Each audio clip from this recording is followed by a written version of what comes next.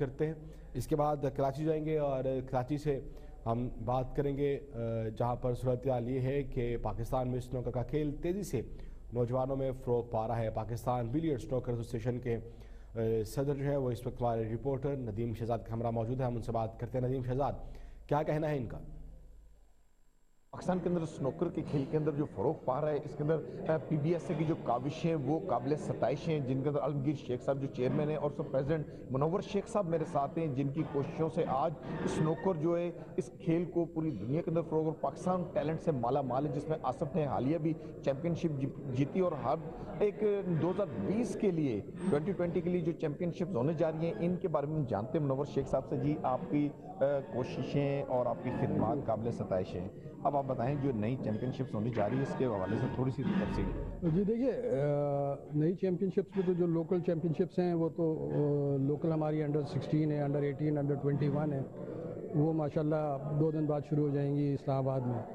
اسی طرح آگے پھر نیشنل شروع ہو جائے گی ہماری اگلے مہینے.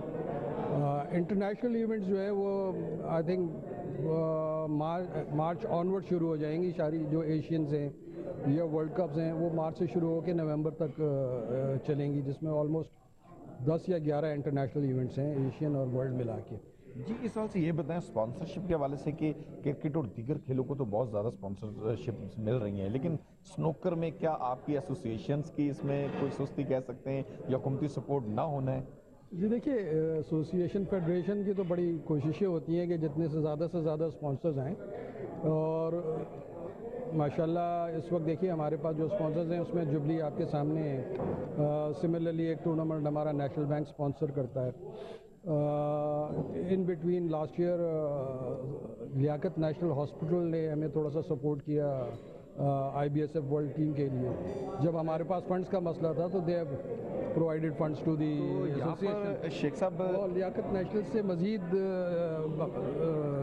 بات چیت چل رہی ہے اور ہو سکتا ہے 2020 کے اندر وہ بھی ہمیں اسپانسرشپ دیں. اس میں منور شیخ صاحب یہ بتائیں کہ کراچی کے اندر، چونکہ کراچی ایک ہب ہے، یہاں بھی پلیئرز ہیں، پنجاب میں بہت زیادہ پلیئر ہیں، یہاں پر کراچی کے پلیئرز کو ہم دیکھ رہے ہیں کہ مسائل بہت زیادہ ہیں. باہر اگر وہ پرائیویٹ کلبز میں جاتے ہیں 8-8 گھنٹے وہ پریکٹس کرتے ہیں تو ان کا روز کا 2000 روپیہ 3000 روپے ان کے صرف ہو رہے ہیں. پھر وہ کہیں آ کر اس قابل ہوتے ہیں کہ پی بی ایس اے میں وہ یا اس چیمپئن شپ میں کھیلنے کے لیے سلیکٹ ہوتے ہیں، تو ان کے لیے یہاں کوئی پی بی ایس اے کے تھرو ایسا کوئی فری سینٹرز قائم نہیں ہوا ابھی تک، اس کے بارے میں؟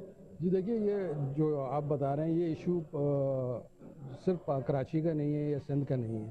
یہ ایشو ایگزسٹ کرتا ہے کہ یہاں بھی ایگزسٹ کرتا ہے، پنجاب میں بھی ایگزسٹ کرتا ہے اور باقی پروونسز میں بھی ایگزسٹ کرتا ہے. کیونکہ جتنا بھی ٹیلنٹ نیچے سے آ رہا ہے وہ سارا یہ کمرشل پارلر سے کھیل کے ہی آتا ہے. اور جیسا کہ آپ نے کہا ڈیفینیٹلی وہ بہت کاسٹلیئر ہے ان کے لیے کمرشل پارلرز میں کھیلنا. ہماری پوری کوشش تھی کہ اکیڈمی یہاں پہ بن جائے کراچی میں، تو کراچی کے لڑکوں کے لیے کم از کم یہ ایک جگہ بن جائے جہاں وہ نیشنل پلیئرز بھی کھیلیں اور لوکل بچے بھی آ کے ٹریننگز لے سکیں. بٹ وہ ڈیو ٹو دی پروونس اور فیڈریشن کے جو اپنے آپس کے مسائل ہیں اس کی وجہ سے وہ ایشو رکا ہوا ہے. ابھی ہماری منسٹری فار آئی پی سی فہمیدہ مرزا سے بھی اس سلسلے میں بات ہوئی تھی، تو ان کا بھی یہی تھا کہ 18 امینڈمنٹ کے بعد یہ پروونس کا میٹر ہے یا فیڈریشن کا ہے، جب تک کورٹ نہیں ڈیسیشن لیتی ہم اس میں مزید کچھ نہیں کر سکتے. جی، جیسا کہ منور شیخ صاحب کی جانب سے کہنا تھا کہ حکومتی سطح پر بھی بات چیت چل رہی ہے. ندیم شہزاد